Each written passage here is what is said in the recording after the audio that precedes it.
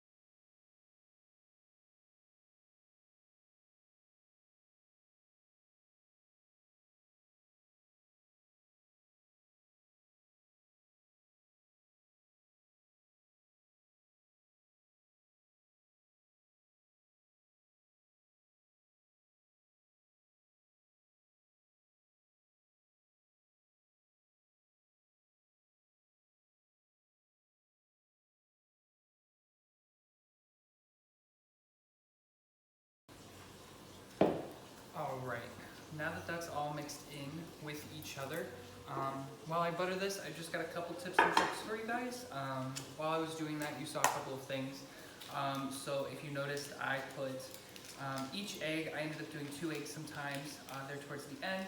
You should crack your eggs in individual pans or bowls or whatever it is. You should never crack directly into what you're working with, just so that you don't get any shells or anything like that.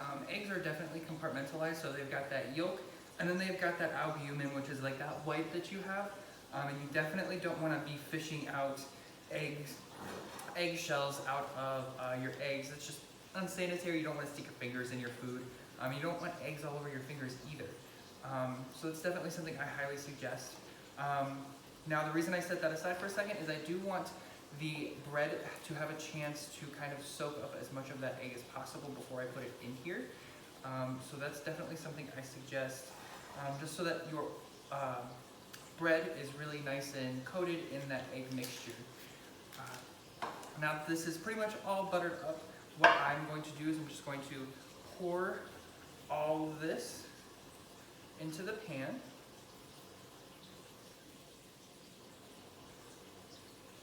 And then I'm going to spread it out as evenly as possible. And then once I've got it all spread out, what I'm going to do is I'm going to tip it. Of course, hold your bread.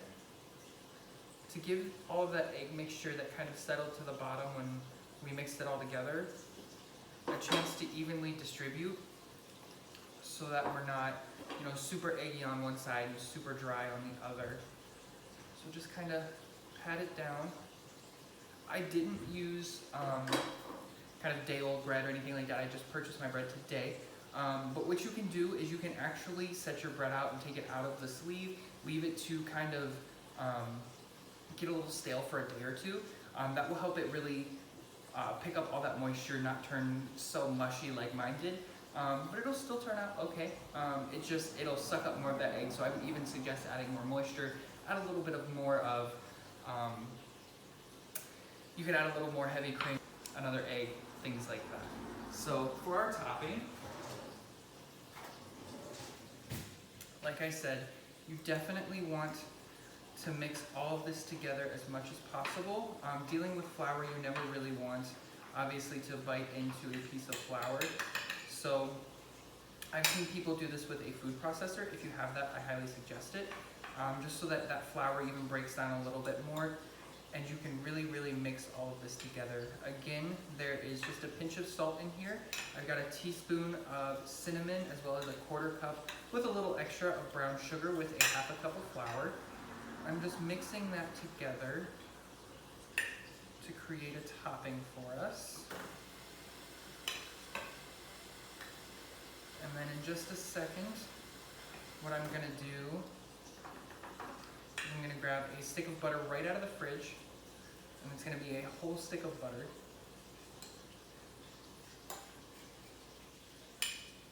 And I will cut it up into little pieces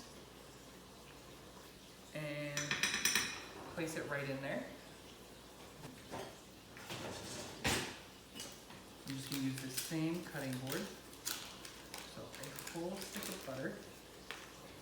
What I'm going to do is cut it in half one way, flip it over, cut it in half the other way. And then I'll probably cut this about 10 times.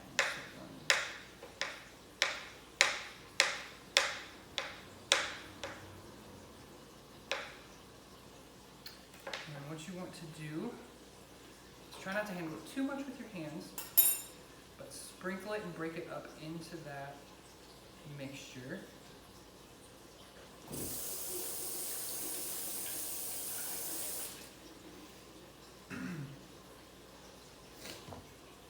And then you're just going to take your fork and break it up just a little bit and mix it in and cut it in with that flour. Because what this is going to do is it's kind of going to create a sprinkly top to put on top of our French toast. And it's going to melt while it's in the oven and give a nice kind of crunchy topping for us. Kind of like a cinnamon roll topping, kind of.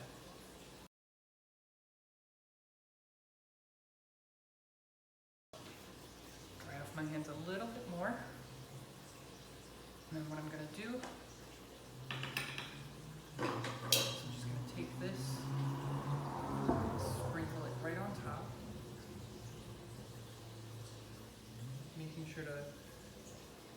spread out that butter as much as possible.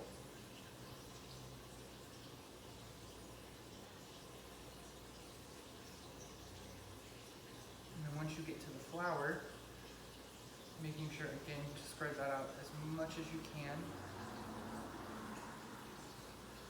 just so that you don't get any super floury bits or anything like that.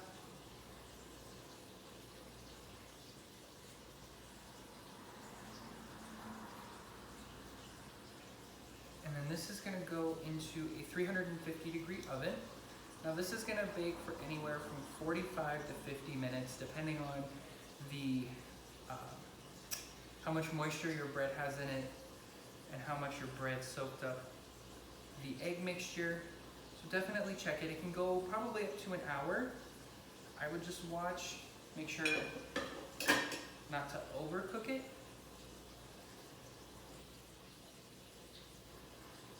So I'm going to plop this in the oven, again for about 45 to 50 minutes, 350 degrees. Take a short break and I'll be right back with the egg bake. Hey guys, welcome back.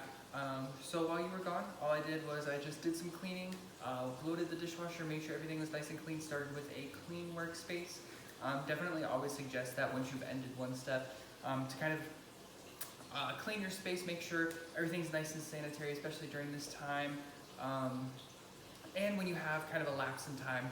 So the French toast is going to bake for about 45 to 50 minutes, up to an hour, just depending.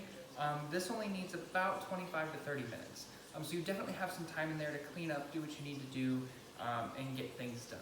So this part is super, super easy, not that the other wasn't, but it's very self-explanatory. I'm basically just going to make a big baked omelet.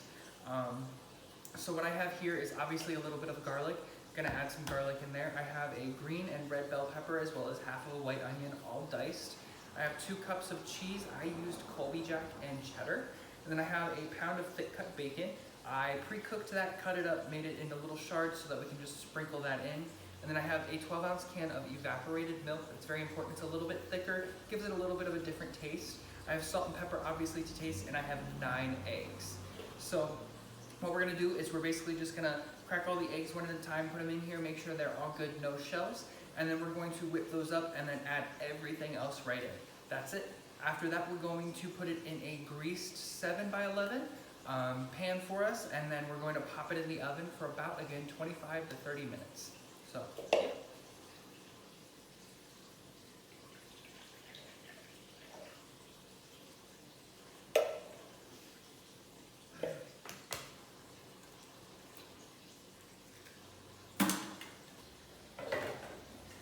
Alright guys, now that I have all of those nice and just cracked open for us, make sure to wipe up anything that you may have spilled. You may have noticed that I was cracking them on my countertop rather than on the side of the bowl. Again, that's just a sanitation thing. So when you crack them on the side of the bowl, if you think about where an egg comes from, you're allowing all of that bacteria to kind of crack into the egg with the shell. So what you should do is crack it on a flat surface and then try your best to apply pressure and pull it apart rather than sticking your fingers in there. Obviously sticking the tips of your fingers in there sometimes is a little necessary if you don't get that crack to start all the way in the middle. But definitely try your best to allow as little pressure to enter the egg as possible. So what we're gonna do is we're just going to whisk these eggs up. Make sure to break up all those yolks.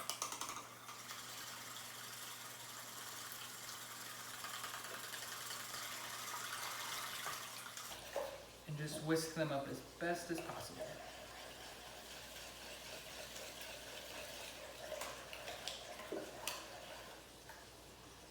Alrighty. And then next what I'm going to do is just add a little bit of garlic, probably about a tablespoon and a half of fresh garlic in there. And then we're going to do some salt and pepper.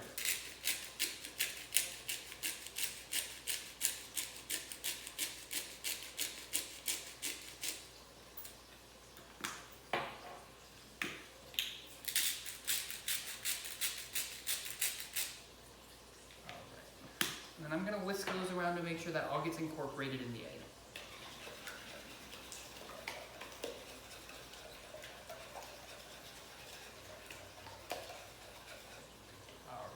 everything else right into the bowl. Again, that was a pound of bacon, 2 cups of cheese, and then we've got half of a white onion, a red bell pepper, and a green bell pepper. Again, just making basically a big baked omelet. You can add whatever you'd like. You could do like a ham and cheddar with mushrooms, or you could do a cheese steak. You could go completely vegetarian with it, obviously, except the egg. And do all of your veggies. You could put carrots in there. You could add mushrooms, celery, all kinds of different stuff. All right. Just let those few peppers out that got caught in there. I'm gonna grab that butter stick that we used last time to grease the other pan.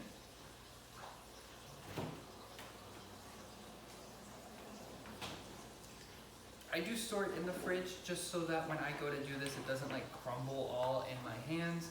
I'm not up for a handful of butter. That's also why I keep it in the package, so that you have something to protect your hands. And I do this just so that it doesn't stick to the pan. You could definitely use spray butters, anything from olive oil. You could use canola oil, really whatever you prefer. I think butter gives it a little bit of a better flavor, adds that fat content in there that I want. But it's totally up to you and your tastes. So what we're gonna do, just pour all of this right into the pan.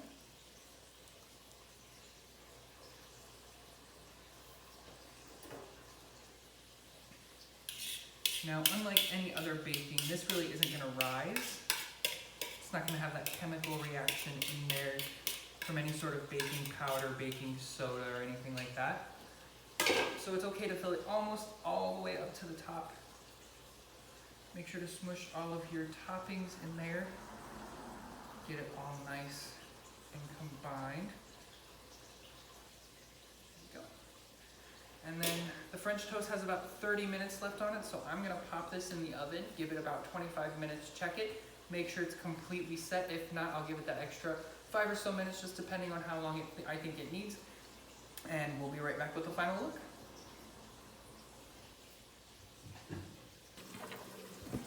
Hey guys, welcome back to the final look. Here I have portioned out both our easy egg bake and our French toast bake as well. On the French toast, I just put a little bit of powdered sugar for me. That's what I prefer, but you can definitely use syrup. I know some people use honey, whatever you prefer.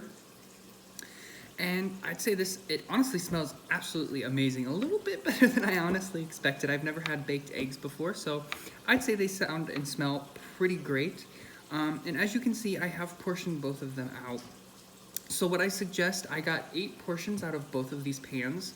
So what you can do is you can put them into individual bags, and then you can just reheat them the day of your final. So as I mentioned earlier, make sure you are eating on the day of your finals. That is very important. Make sure you have your energy for your cognition to take those easy final exams that I hope they are for you. And make sure you're getting sleep, enough sleep for a college student to take final exam, not that measly 3 to 4 hours that we're all probably used to. So again, if you ever have any questions or if you have any suggestions, feel free to reach out to us at UEdge Akron on social media. Feel free to message me personally. And again, as always, go Zips.